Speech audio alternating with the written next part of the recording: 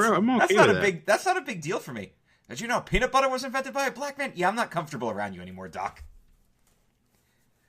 One of the better Family Guy jokes. So then they had to reshoot that ending for the next movie because yeah, they did. Jennifer changed. She looks changed. different now. Looks a little different now. Yeah, Crispin Glover actually sued them for part 2 because he didn't give them permission to use his likeness. So they actually just paid him because it was cheaper than to go to trial. Hey, created a new rule for the Screen Actors Guild, so I mean, yay, I think. All right, so let's talk about Back to the Future Part 2, because the first thing that happens is they go to 2015, which, as we record this now, Dan, was a few years ago, because it's 2019 as we record this. Kind of crazy, yeah. All right, it is weird that now it's in the past. Now it's in the past, yeah. All right, so let's talk about some of the fun things that they have in their version of 2015. Because it would start out with the flying cars, which is not a thing. Not a thing. Also, probably very bad idea if you actually think about it. It's always a great idea until everyone has one, right? Until everybody has one, exactly. It's like, oh man, it'd be so much easier to get. I can get to work in 2 minutes rather than 20. Until everyone else has a car, and then I think if they ever do invent a flying vehicle like that, the smartest thing to do would be to only have professional drivers. To only have public transport do it? Yeah. For at least for a little while. That would probably be the best option. I mean, we all know that driving is statistically the easiest way to get into an accident in any form, is to be in a car. Because flying is super safe, and even sailing is safer. And a lot more things can go wrong out on the ocean and in the air, but all it takes is one dumb driver to change lanes without looking, and boom. In fact, I'll tie this in for some of our wrestling fans on here, because this is a Jim Cornette story, so you guys know who he is. For those of you who don't know wrestling, he was a manager in the 80s and 90s, promoter of a promotion called Smoky Mountain Wrestling, and one of my inspirations when I would do manager gimmicks. But he told this story about this idiot truck driver hit his car in San Francisco when he was trying to get up this 5-lane highway in the middle of the afternoon, and it's raining, and the truck just changed lanes without realizing he was there. And he said next thing he realizes, he's going sideways down the highway, and he looks to his left, and he just sees Mac in his face because the truck is pushing him. He goes, eventually this guy realizes I'm there, so he slams on his brakes, but I keep going. And of course the guy checks on me, he's like, are you all right? And I'm like, well, I'm not happy. Yeah, I've been in a few car accidents. One was actually my fault. I've been in at least 5 others that weren't, or I was a passenger for. I've never been in a car accident that was my fault. You don't drive, though. That's the perks of not driving. It is a perk of not driving. Unfortunately, I actually drive at my job, so... Last accident I was in was, we ended up rear-ending somebody because they were freaking stupid in the middle of a snowstorm, and they didn't know where they were. Oh, that's awesome. And they were like, I'm looking for Mike's custom cabinets. Ugh. Yeah. Go home. Go home. Jeez. But yeah, flying car is probably a bad idea. As far as the hoverboard, I think that would be a really cool idea if it actually came to be. Not this bullshit they're calling hoverboards. No, actual hoverboard, which should be amazing. God, it'd be so awesome. Jaws 19 has decisively not happened, thankfully. They seem to stop somewhere. They stopped after 4. After 4. They really should have stopped at 2, but Jaws has to get his revenge. Yeah, really. And they had to do the 3D one. The multicolored hats are a thing. If you actually can buy hats, not that that they have that film on them, so they change color depending on how the light is. They're not just doing it to do it. Although, based on some of the costumes I've seen some of these wrestlers coming out with. Well, that's the thing, is the hats became a thing because in the movie. Same with the shoes. Yeah. They made the shoes. They invented the shoes because of the movie, self-lacing Nikes. which is pretty cool, but I think would probably be more of a hassle than anything, because all you need is for that to malfunction, and now you can't tie your shoes. Or one of your shoes is way more comfortable than the other.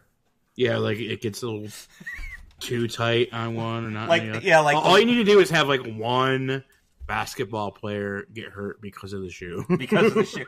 That's it. That's the end of the shoe. The dual tie thing definitely did not happen. It's like one of those subtle things. Yeah, it's like one of those subtle things, but it's got like the two knots.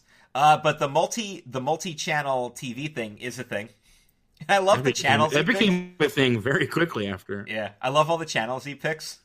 The very last one, Weather Channel. I always got a kick out of that. Now with these devices like Echo and Google, what's that one? Google Portal and everything. So like a lot of that self-automated stuff has actually come to be. I mean, we do have self-cleaning vacuums now. We have Roombas. So they got some of the automation stuff right. Not all of it, but so I think Alexa. Yeah. I can't even say that word in my house because my wife's Kindle has that, and I activate it all the time. That's one thing I like about, and I don't want to say the name Siri, because if it's programmed to my voice. Hey Siri. Yeah, it doesn't work for other voices. That's one thing they got right with that. One thing they actually got right was they programmed that to your voice, and nobody else can mess with your phone.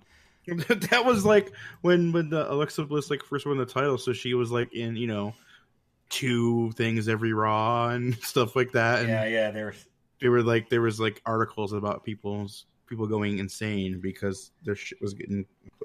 Well, when they did that Aaron Paul commercial for Xbox One, he said Xbox turn on, it would activate people's Xboxes. So basically, like, as cool as a lot of the future technology stuff is, it's clear we still have a long way to go with a lot of stuff. Or the trolls that when they found out someone was using their Kinect as their voice chat, they would yell Xbox turn off, and they would turn people's Xboxes off. Yeah, which is actually kind of funny. It's awful, but it's funny too.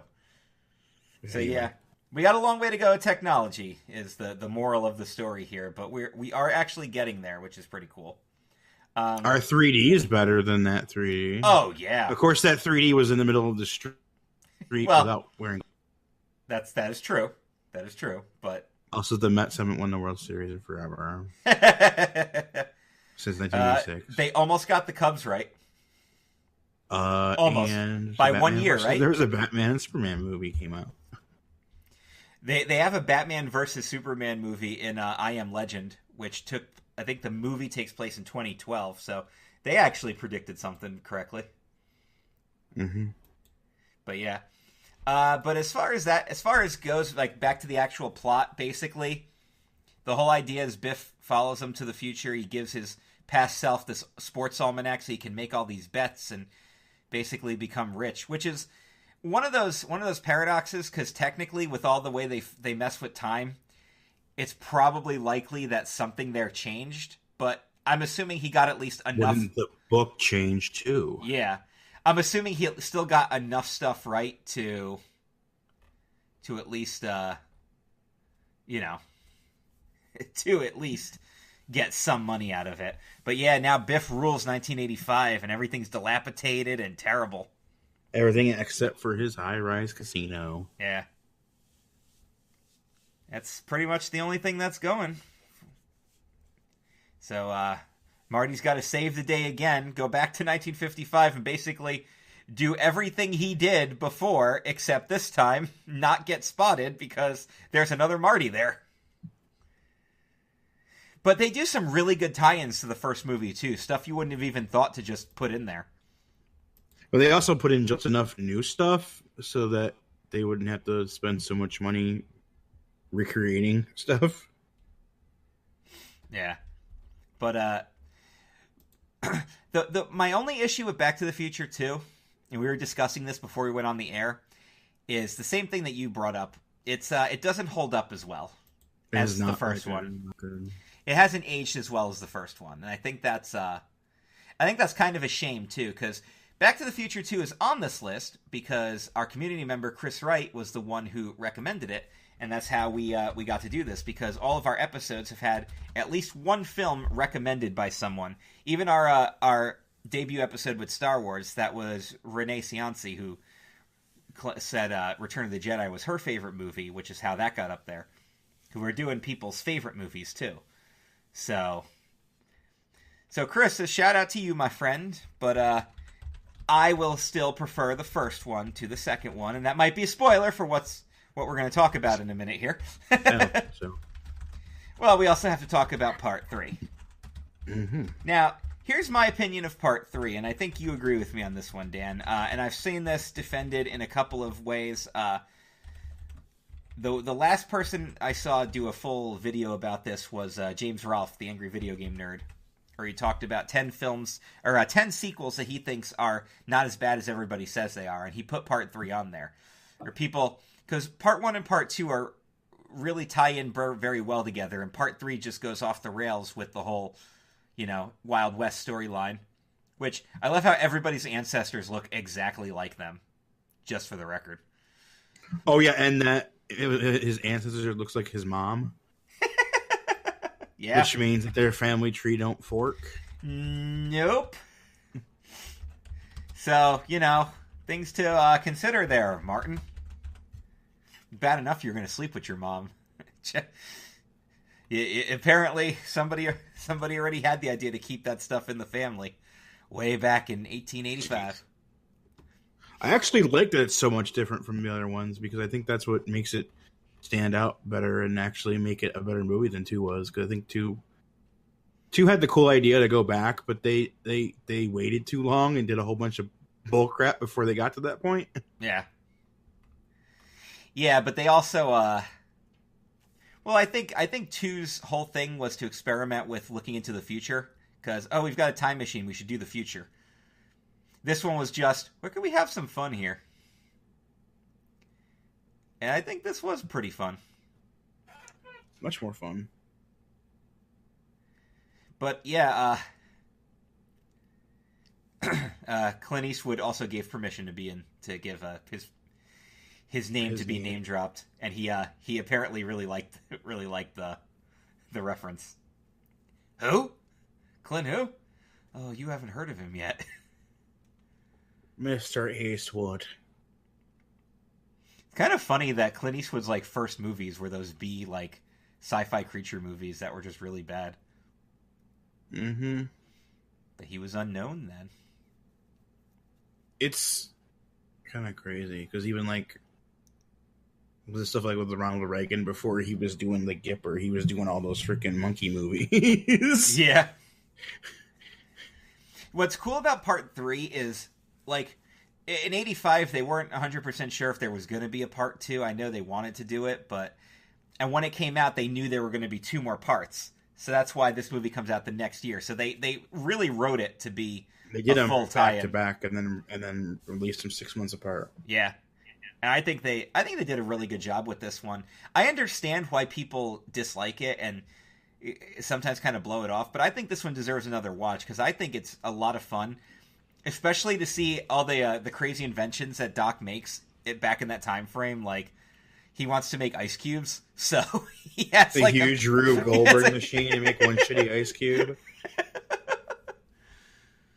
It's an ice cube, Marty. It's an ice cube, Morty. I need you to put this ice cube up your ass, Morty. Your ass is more pliable. And it'll bounce back. Hey, let's talk about how these movies inspired the creation of one of the best shows on television, Rick and Morty. Morty, you gotta take the ice cube. I became a huge fan of, and I convinced Dan to watch it. Now Dan's a big Rick and Morty fan. Yeah. Crispin Glover was originally supposed to play Seamus McFly, by the way. But we all know how well he was on terms with the studio, so they just had to make Michael J. Fox play it. Would have made more sense for him to be Seamus, but, Michael J. Fox playing his own daughter in Part 2. Yeah. Also, I know Christopher Lloyd's been in some other movies and played some fun characters, but I would say that this is his best character ever, is Doc. Sure. I mean, I can't think of too many other characters that